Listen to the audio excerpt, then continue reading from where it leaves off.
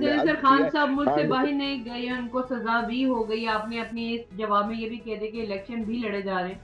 सवाल यह है कि खान साहब को इस केस से बाहर कब निकालेंगे? आपके कंधों पे बड़ा बोझ है सर। आप देखें, इंशाल्लाह देखेंगे बुलडोज की गई है सजा।